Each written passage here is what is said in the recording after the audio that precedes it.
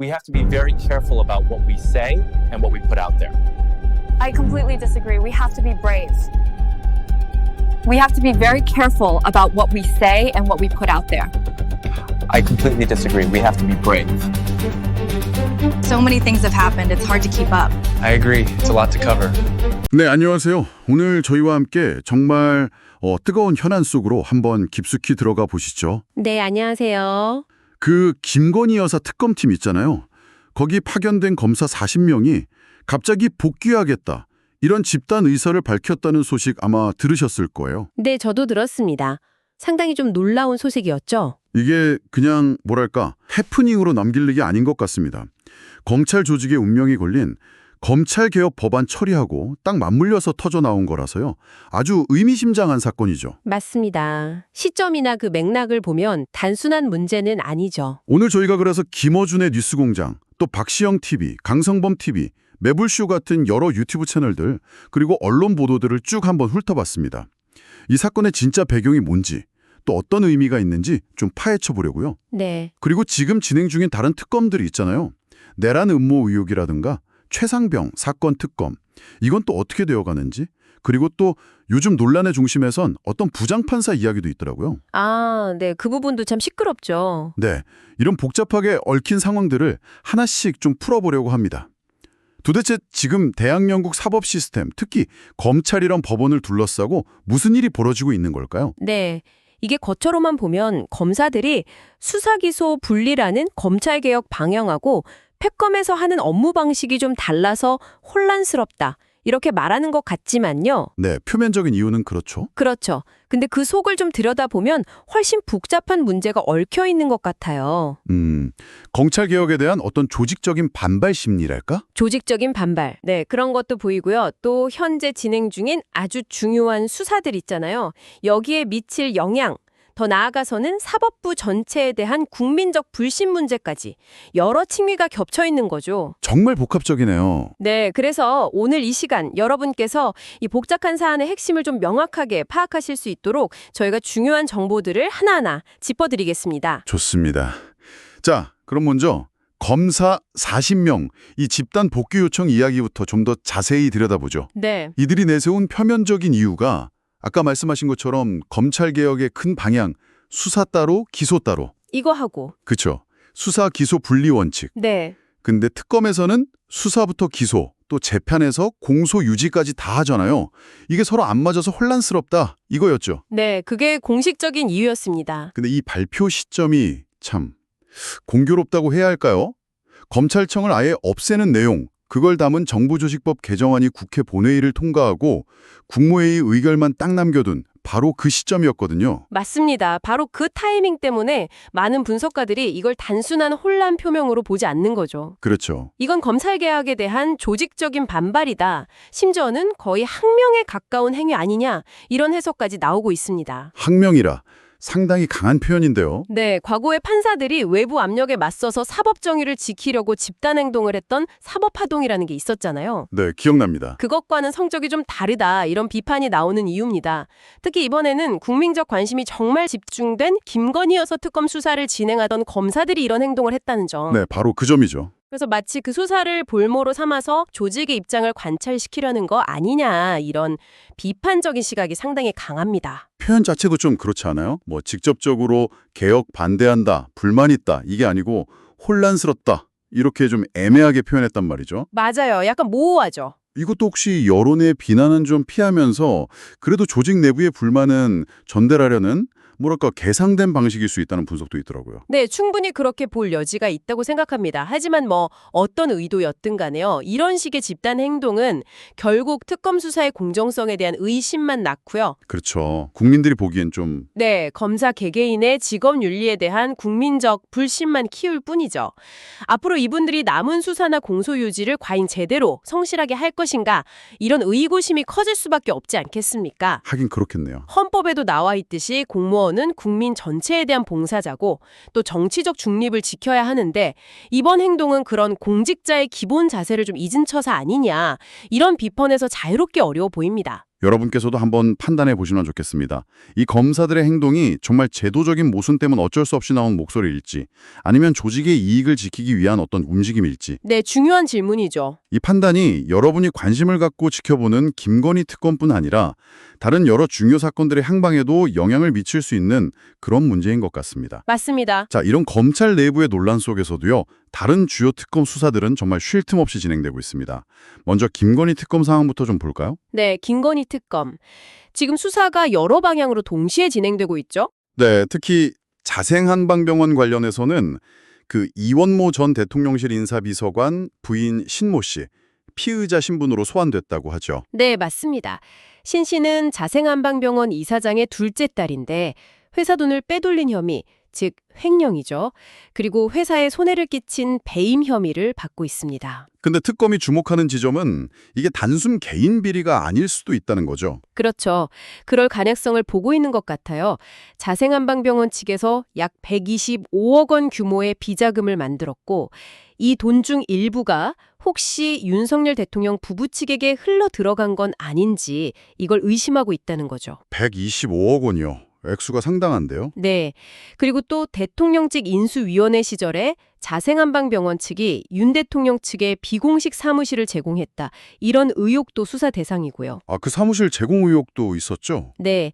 일부 소스에서는 이 사무실이 인수위 때뿐만 아니라 그 이전 대선 캠프 시절부터 운영된 어떤 비밀 공간일 수 있다. 이런 의혹까지 제기하고 있습니다. 만약 이게 사실이라면 선거법 위반 문제로까지 번질 수도 있는 사안이죠. 와, 이게 점점 커지네요. 그리고 또 다른 큰 줄기가 매일경제, MBN 방송국 관련 수사죠? 네, 맞습니다.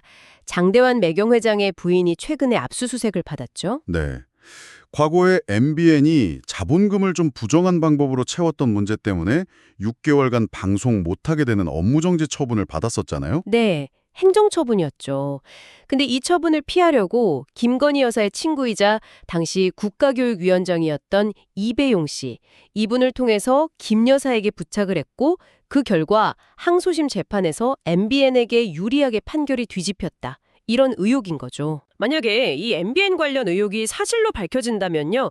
그 파장은 정말 클 겁니다. 그렇죠. 이게 그냥 행정 처분 문제가 아니라 네, 단순히 행정기관의 처분에 영향력을 행사한 걸 넘어서서 사법부의 재판 결과까지 바꿨다는 의미가 되거든요. 와, 사법부까지요? 네, 즉 김건희 특검은 이제 단순한 개인 비리 의혹을 넘어서서 어떤 권력과 경제계의 유착 문제, 심지어 사법 시스템의 공정성까지 건드리는 훨씬 광범위한 권력형 비리 의혹으로 확대되고 있는 그런 양상입니다.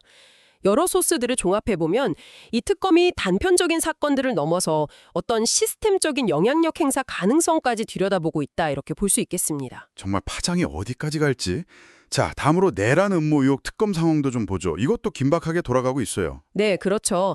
한덕수 전 국무총리 첫 재판이 열렸죠. 네, 열렸는데 예상대로 모든 혐의를 부인했다고요. 네, 특히 국회에서 위증, 그러니까 거짓말을 했다는 혐의, 이 부분에 대해서는 관련 CCTV 영상까지 공개됐는데도 불구하고 진술할 때는 기억이 안 났다 이러면서 고의가 아니었다고 주장했죠. 기억이 안 났다. 참 자주 듣는 말이네요. 허허, 그렇죠. 재판 중에 판사가 당시 계엄 선포가 위헌이라고 생각하느냐 이런 핵심적인 질문을 던졌는데 한 전 총리가 국가 발전 차원에서 보면 받아들이기 어려운 상황이었다 뭐 이런 식으로 좀 명확한 답변을 피하는 모습도 좀 눈길을 끌었습니다. 답변을 회피하는 듯한. 네. 그리고 이 사건의 핵심 증거 중 하나로 꼽히는 게 대통령실 국무회의 당시 CCTV 영상이잖아요. 네, 그 영상이 중요하다고 하죠. 회의대 군사기밀이라는 이유로 아직 법정에서는 공개가 안 됐습니다. 하지만 특검 측은 이 영상이 한 전 총리의 혐의를 입증하는데 아주 결정적이라고 보고 있고요. 정부의 기밀 해제를 공식 요청한 상태라고 합니다. 아, 기밀 해제 요청을 했군요. 그럼 만약 기밀이 해제되면 재판 과정에서 공개될 수도 있겠네요? 네, 그럴 가능성이 있죠. 또 박성재 전 법무부 장관이 대통령실에서 관련 문건을 받아서 검토하는 모습이 담긴 CCTV 장면, 이것도 특검이 확보했다는 소식이 일부 언론을 통해 전해지기도 했고요. 아, 박성재 전 장관 관련 영상도 확보가 됐군요. 네, 그래서 이 내란 특검 역시 김주현 전 민정수석, 심우정 전 검찰총장, 박성재 전 장관 등등 당시 권력의 핵심에 있던 인물들을 차례로 불러 조사하면서 진실규명에 속도를 내고 있는 모습입니다. 그런데요, 그 한덕수 전 총리 재판에서 일부 판사의 질문 방식이 좀 논란이 된다면서요? 네, 그런 지적도 일부 나오고 있습니다.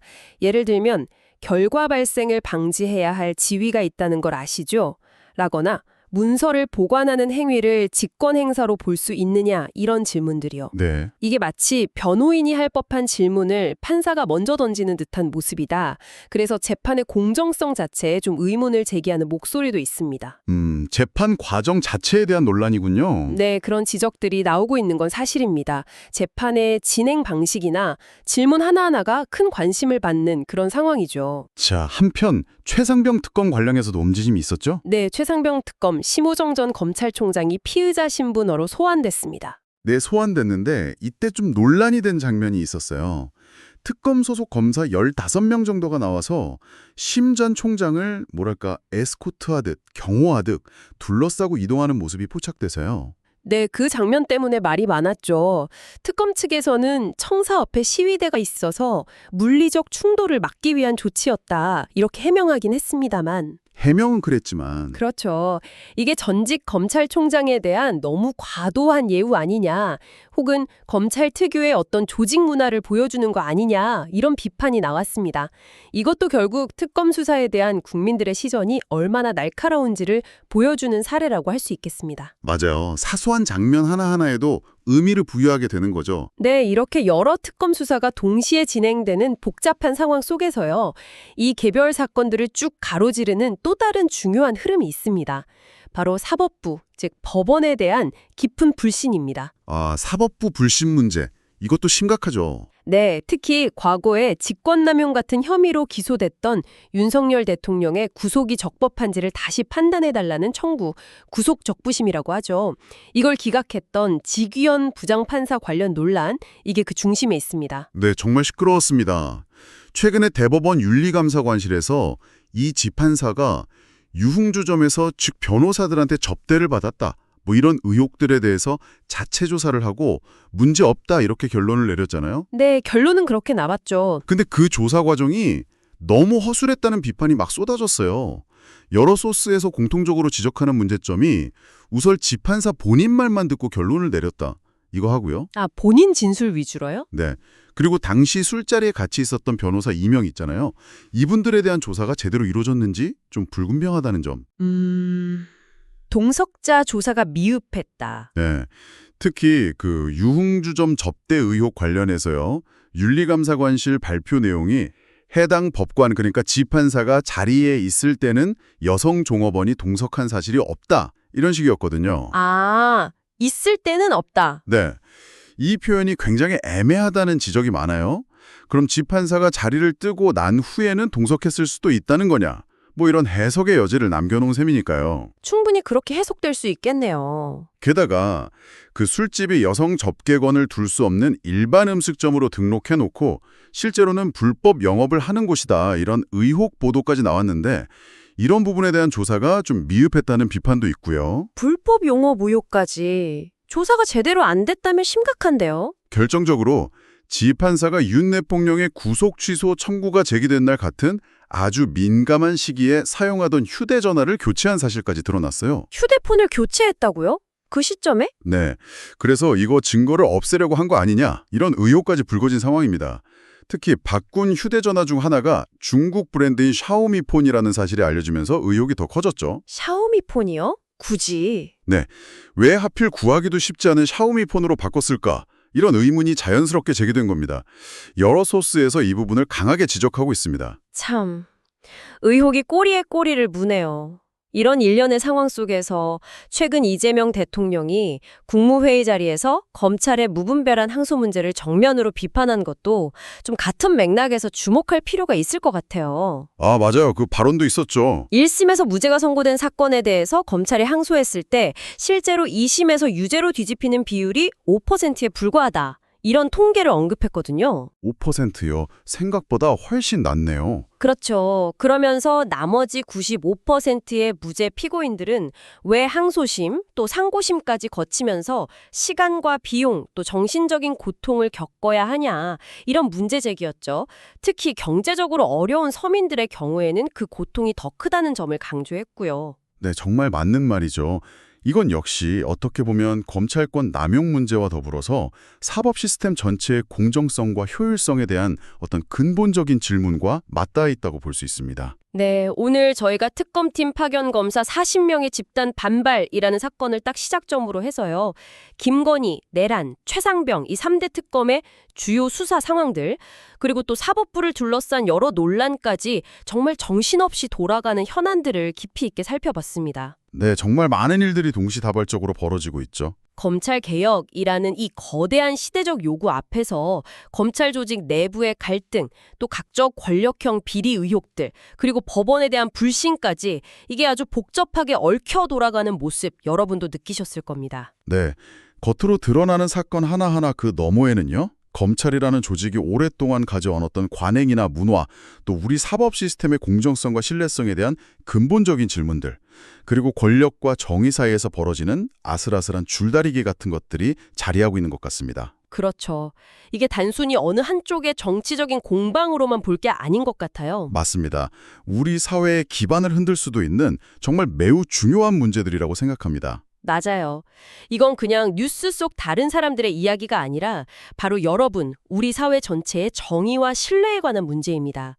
그래서 이 사건들의 진실이 어떻게 밝혀지는지, 그 결과가 또 어떻게 나오는지 우리가 끝까지 지켜봐야 하는 이유인 것 같습니다. 네, 마지막으로 여러분께 질문 하나를 던지면서 마무리하고 싶은데요. 네, 어떤 질문이신가요? 지금 우리가 보고 있는 검찰 내부의 이런 조직적인 저항, 그리고 사법부를 향한 이 깊은 의심의 눈초리들, 이게 과연 그냥 일시적인 성장통 같은 걸까요?